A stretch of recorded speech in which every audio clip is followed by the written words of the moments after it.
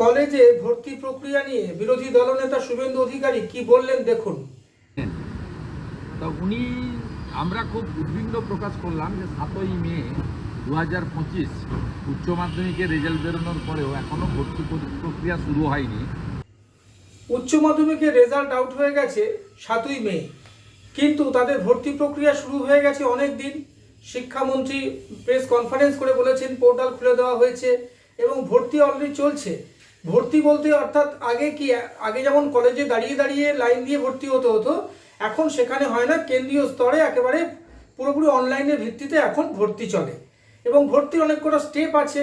আপনারা জানেন নিশ্চয়ই, আপনাদের বাড়িতেও যারা এইচএস পাস করেছে আপনারা নিশ্চয়ই জানেন যে আগে অনলাইনে ফর্ম ফিল আপ হবে, তারপরে কলেজকে আপনারা চুজ করবেন, আপনার সমস্ত ডকুমেন্টস সেখানে দিতে হবে এবং তারপরে কলেজ লিস্ট টাঙাবে, তারপরে আপনি টাকা দিয়ে ভর্তি হতে পারবেন। তো এই প্রসেসটা করতে তো একটু সময় লাগে, কিন্তু বিরোধী দলনেতা শুভেন্দু অধিকারী তিনি যে কোনো ইস্যুকেই যেহেতু রাজনৈতিক ইস্যুতে পরিণত করতে হবে, সেই জন্য তিনি রাজ্য সরকারকে সব সময় সব বিষয় দুষতে থাকেন। অর্থাৎ সব বিষয় একটা অভিযোগ এবং একটা ব্লেম দেওয়া একটা অভ্যাসে পরিণত হয়ে গেছে এই শুভেন্দু অধিকারী মহাশয়ের। তার বক্তব্য যে 7ই মে রেজাল্ট আউট হয়েও নাকি আজকে ভর্তি প্রক্রিয়া শুরু হয়নি, এটা একবারে ভিত্তিহীন অভিযোগ। কারণ কি, আপনারা নিশ্চয়ই আপনাদের চারপাশে আপনাদের ব্যক্তিগত জীবনে বা আপনার আত্মীয় স্বজনদের মধ্যে, পাড়া প্রতিবেশীর মধ্যে যারা এইচএস পাস করেছে তাদেরকে আপনি জিজ্ঞাসা করে দেখবেন, প্রত্যেকেই তারা কিন্তু প্রসেসের মধ্যে রয়েছে। অর্থাৎ চুজ করতে হবে, অনলাইনে ফিল আপ করতে হবে কোন কলেজে আপনি, একাধিক কলেজে আপনি ফর্ম ফিল আপ করতে পারেন। এবার কোন কলেজে আপনি ভর্তি হতে চাইছেন সেই কলেজ তার নির্দিষ্ট দিনের লিস্ট টাঙাবে, তার ভিত্তিতে আপনাকে ভর্তি হতে হবে। তা সেটা তো একটু সময় সাপেক্ষ ব্যাপার, সবাই জানেন, এবং এর জন্য 31শে জুলাই অবধি টাইমটা এক্সটেনশন করা হয়েছে। তবে কিভাবে আপনি বললেন যে ভর্তি প্রক্রিয়া একেবারে শুরু হয়নি, নাকি ওবিসির জন্য আটকে আছে ভর্তি প্রক্রিয়া? এটাও একেবারে ভিত্তিহীন অভিযোগ।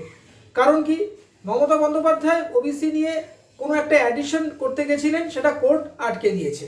তার মানে এই নয় যে ওবিসি সমস্ত নিয়মকানুন বন্ধ হয়ে গেছে।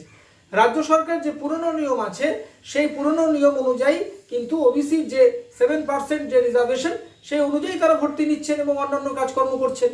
তাতে তো কোনো বাধা নেই, কোর্টও তাতে কোনো বাধা দেননি। তবে আপনি কেন এটা মিথ্যা অভিযোগ করছেন?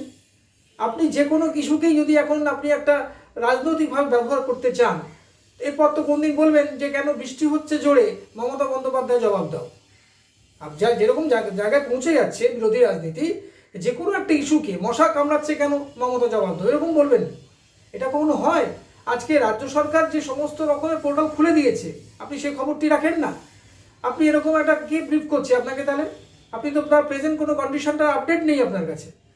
আজকে ভর্তি প্রক্রিয়া শুরু হয়ে গেছে এবং ভর্তি প্রক্রিয়া অলরেডি যারা ফর্ম ফিল আপ করে দিয়েছে, ফর্ম ফিল আপ হয়ে গেছে, এবার লিস্ট টাঙাচ্ছে। কলেজগুলোকে তো সময় দিতে হবে, তারা স্ক্রিনিং করবে, কে কত নম্বর পেয়েছে, তারা তাদের সিট কতটা দেখবে তারা, তারপরে তারা লিস্ট টাঙাবে, ভর্তি হবে। এটা একটা অনগোয়িং প্রসেস। আপনি প্রত্যেকটা বিষয় নিয়ে কদিন আগে আপনি একটা অভিযোগ করলেন, একটা প্রশ্নপত্রে সন্ত্রাসবাদ লিখেছে বিপ্লবীদের সন্ত্রাসবাদী তো এই নবান্ন বা শিক্ষা দপ্তর লিখতে বলেনি। এটার যে কোশ্চেন সেটার আছে তার ব্যক্তিগত শব্দ চয়ন, এটা আপনাকে সেটা ভুললে চলবে না। এই যে আপনি ধরুন মমতা বন্দ্যোপাধ্যায়কে যেই আক্রমণ করাকালীন যেই শব্দ চয়ন করছেন, সেটা কি আপনাকে বিজেপি হেডকোয়ার্টার থেকে বলে দিয়েছে কি? নিশ্চয়ই বলেনি। আপনার ব্যক্তিগত পছন্দে আপনি শব্দ চয়ন করছেন, সেটা অশালীন হতে পারে, শালীন হতে পারে। সেরকমই একজন কোশ্চেন সেটার, তিনিও মানুষ, তিনি শিক্ষিত একজন ব্যক্তি, হয়তো কোনো কারণে ওই শব্দটা ব্যবহার করেছেন, আপত্তিজনক শব্দ, নিশ্চয়ই আপত্তিজনক। কুণাল ঘোষ এটাতে আপত্তি জানিয়েছেন, দলের তরফ থেকে এটা প্রতিবাদ করা হয়েছে।